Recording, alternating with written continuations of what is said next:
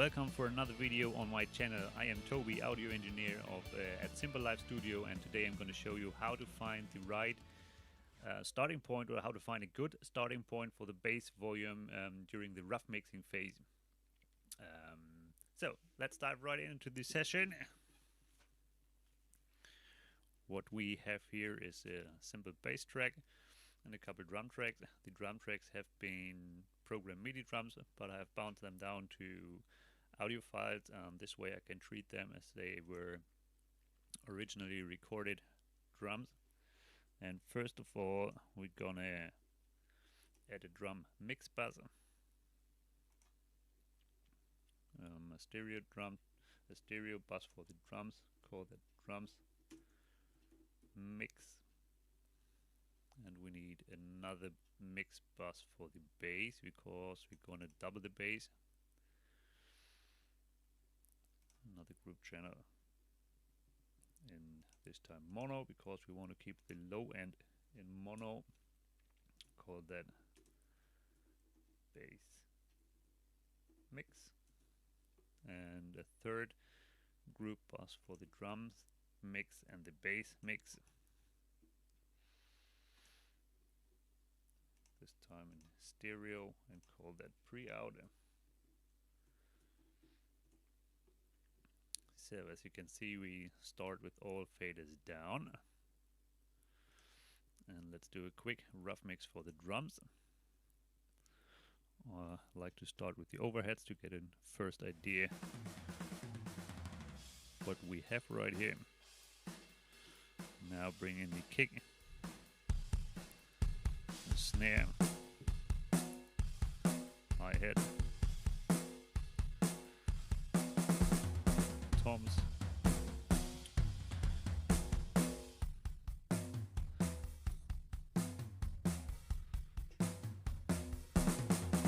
cymbals,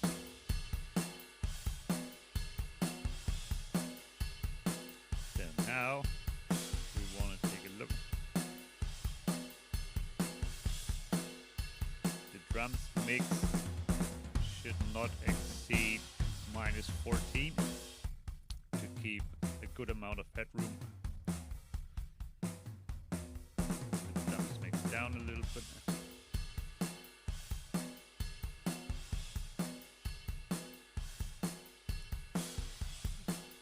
That will be okay.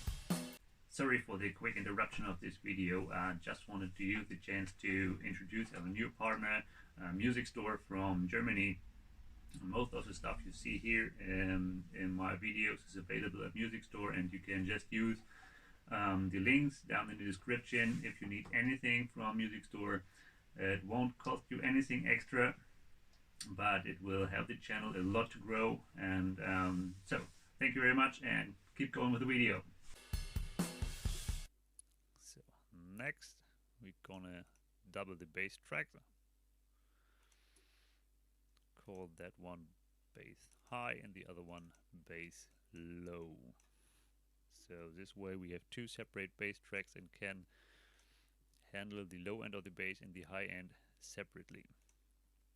What we do now is setting up a high pass filter for the low end, and this song is in the key of G, and I like the crossover frequency about 1 octave above the fundamental root frequency. Fundamental root frequency here is G at 48 Hertz. I'm gonna put the high pass filter, the low end, at 100 Hertz.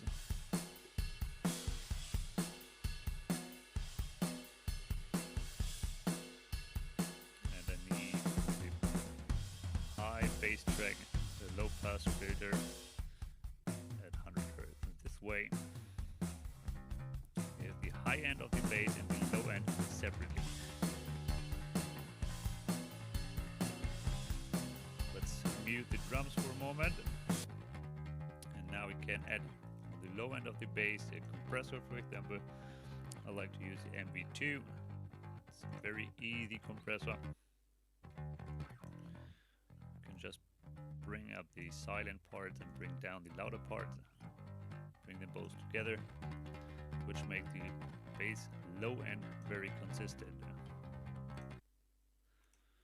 Where it is here.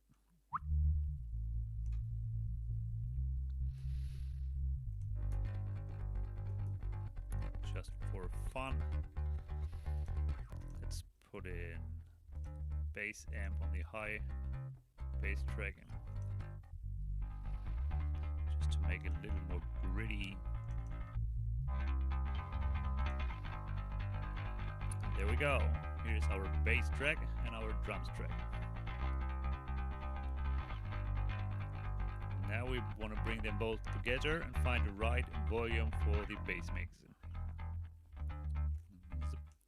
Bring the bass fader down again on the bass mix channel, and now we need a VU meter on the pre-out. I like to take the CLA mix down plug-in for this, but we don't need all this stuff here. Just want to set up the input volume, and now we're gonna just solo the kick.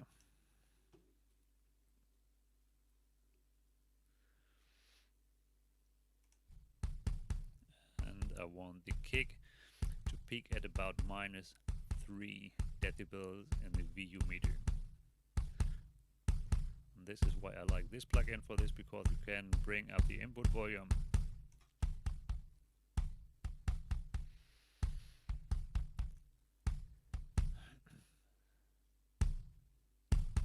So the chorus kick is at -3. Now we're gonna take the bass mix and bring in the bass mix. We want the kick and the bass mix together peak at 0. The kick alone -3, and then bring in the bass, we want to peak at 0.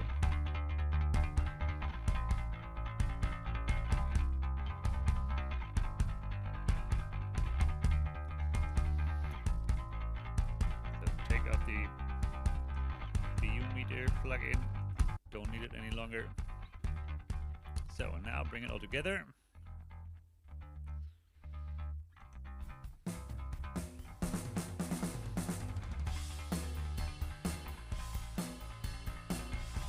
And now we have a good starting point for the bass volume. The drums and bass together, and we can go from here for the mixing.